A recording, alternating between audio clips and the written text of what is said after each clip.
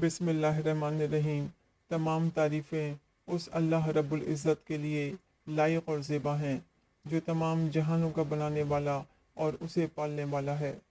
کروڑوں درود اور سلام ہوں آخری نبی محمد مصطفیٰ صلی اللہ علیہ وآلہ وسلم پر۔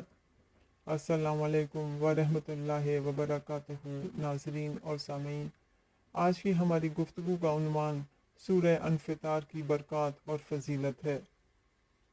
یہ سورت قرآن پاک کے 30ویں پارے میں ہے۔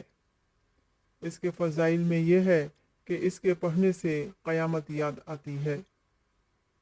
ترمذی شریف میں حدیث ہے کہ حضور صلی اللہ علیہ وآلہ وسلم نے فرمایا ہے کہ جو شخص اپنی آنکھوں سے قیامت کا منظر دیکھنا پسند کرتا ہے وہ سورہ تکویر، سورہ انفطار اور سورہ انشقاق پڑھے۔ اگر کسی بچے کو چیچک نکل آئی ہو تو بعد نماز فجر اول اور آخر 3 مرتبہ درود شریف اور درمیان میں 1 مرتبہ سورہ انفطار کسی بھی کھانے پینے کی چیز پر دم کر کے بچے کو کھلا دیں۔ انشاءاللہ تعالی بچے کے تمام جسمانی اعضاء کی سلامتی رہے گی۔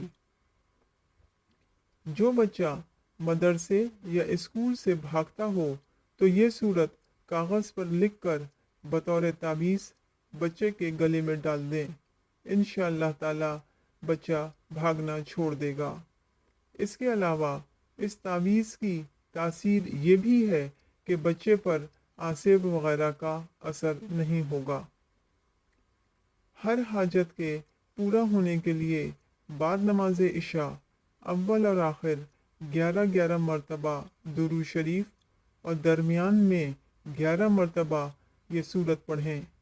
عمل کی مدت 11 دن ہے۔ انشاءاللہ تعالی 11 دن کے اندر حاجت پوری ہو جائے گی۔ آمین۔